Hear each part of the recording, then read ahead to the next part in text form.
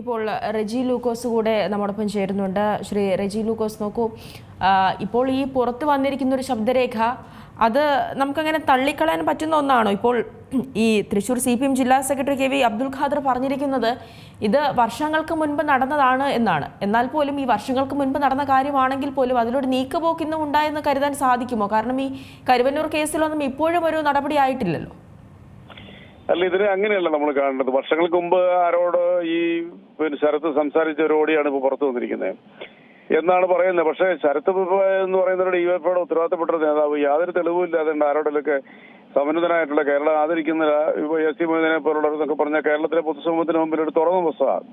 തൃശ്ശൂരിലെ ജനങ്ങൾക്ക് മാത്രമല്ല, കേരളത്തിലെ തന്നെ മിക്കവാറും എല്ലാ രാഷ്ട്രീയ ഭേദമന്യ ആൾക്കാരെ ആദരിക്കുന്ന ഒരു വ്യക്തി. അദ്ദേഹം മിനിസ്റ്റർ ആയിരുന്നപ്പോഴും ഈ പാർട്ടിക്ക് വേണ്ടി അല്ലാത്തപ്പോഴൊക്കെ ഈ പാർട്ടിക്ക് വേണ്ടി ചെയ്ത ത്യാഗങ്ങളൊക്കെ ഒരിക്കലും മറക്കാൻ പറ്റില്ല. അതുപോലുള്ള സമന്നതനായിട്ടുള്ള CPMന്റെ സംസ്ഥാന തലത്തിൽ പ്രവർത്തിക്കുന്ന നേതാക്കളും ഇത്തരം കാര്യങ്ങൾ പറയുമ്പോൾ ഈ ചെറുപ്പക്കാരന് അതിന്റെ സത്യാവസ്ഥ മനസ്സിലാക്കി തെളിവ് സഹിതം പറയേണ്ടത്.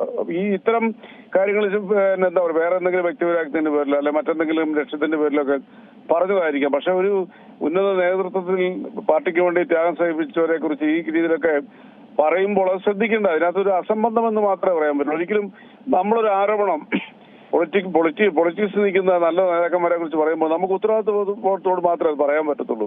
നമ്മൾ ആലോചിക്കണം രണ്ടു വട്ടം നമ്മളെ തെളിവുണ്ടോ ഇല്ലേ, പിന്നെ എങ്ങനെയാ, പ്രത്യേകിച്ച് സാമ്പത്തിക വിഷയങ്ങളിലൊക്കെ സാമ്പത്തിക മാത്രമല്ല ഏത് ആരോപണങ്ങളും നമ്മൾ അതിന്റെ അടിസ്ഥാനപരമായിട്ടുള്ള തെളിവില്ലാണ്ട് ആരോപിക്കാൻ പറ്റത്തില്ല. വെറുതെ സമൂഹത്തിന് മുമ്പിൽ തങ്ങൾ ഇത്രയും വർഷങ്ങൾ കഷ്ടപ്പെട്ടുണ്ടാക്കിയെടുത്ത ഇമേജൊക്കെ തകരാൻ ഇത്ര ഒരു ഓഡിയോയിലൂടെ ഒരാൾ ശ്രമിക്കാന്ന് പറഞ്ഞാൽ അംഗീകരിക്കാൻ പറ്റില്ല. എന്റെ അഭിപ്രായത്തിൽ ഈ സഖാവിനെതിരെ ശരത്തിനെതിരെ കർശന നടപടി പാർട്ടി സ്വീകരിക്കണം. അതുപോലെ തന്നെ MK കണ്ണനെ കുറിച്ചൊക്കെ വളരെ വ്യക്തമായ ധാരണകൾ ആ നാട്ടിൽ ചെന്ന് ഇപ്പൊ ഷൊർണൂർ പോലുള്ള സ്ഥലങ്ങളിൽ, തൃശ്ശൂർ പോലുള്ള സ്ഥലങ്ങളിൽ ആ സഖാവിനെ കുറിച്ച് അദ്ദേഹം ഒരിക്കൽ പാർട്ടിയിൽ നിന്നും മീരാവിനൊപ്പം പോയി തിരിച്ച് പാർട്ടിയിലേക്ക് വന്ന് വളരെ സുസ്ഥിരമായ സേവനം ചെയ്യുന്നവർ. ഇപ്പൊ ഇവരെ കുറിച്ചൊക്കെ ഇങ്ങനെ പറയുമ്പോൾ നമ്മൾ ശ്രദ്ധിക്കണം. തന്നെയല്ല, എതിരാളികളുടെ കയ്യിൽ അതൊരു വടി കൊടുക്കുകയാണ്.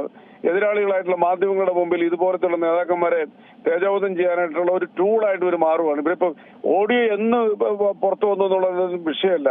ഇത്തരം കാര്യങ്ങൾ സംസാരിക്കുമ്പോൾ കുറച്ചുകൂടെ ആലോചിച്ച് ചിന്തിച്ച് വേണം, അല്ലെങ്കിൽ തെളിവ് സഹിതം അവരത് പറയണം. അത് തെളിവൊന്നും ഇല്ലാതെ ആരെക്കുറിച്ച് എന്തും പറയാവുന്നൊരു സാഹചര്യം കുറെ നാളുകളായിട്ട് കേരളത്തിൽ. അത് ശരിയല്ല. അങ്ങനെയുള്ളവരോട് തെളിവ് ഹാജരാക്കാൻ ആവശ്യപ്പെട്ടിട്ട് ഹാജരാക്കിയില്ലെങ്കിൽ പാർട്ടിയും തന്നെ അവരുടെ പുറത്താക്കണമെന്നാണ് എനിക്ക് പറയാനുള്ളത്. ഈ ഒരു വിഷയത്തിൽ പാർട്ടി തന്നെ ഒരു അന്വേഷണം നടത്തേണ്ടതായില്ലേ? ഇപ്പോൾ ഈ ആരോപണം ഉന്നയിച്ച ഈ DYFI പ്രവർത്തകർക്കെതിരെ നടപടി സ്വീകരിക്കുകയാണോ വേണ്ടത്? ഇത്തരത്തിലുള്ള സംഭവങ്ങൾ, ഇത്തരത്തിലുള്ള സാമ്പത്തിക ഇടപാടുകൾ നടക്കുന്നുണ്ടോ എന്നുള്ള കാര്യം പാർട്ടി അന്വേഷിക്കേണ്ടതല്ലേ ഈ ഒരു ആരോപണം പുറത്തു വരുന്ന ഈ സാഹചര്യത്തിൽ?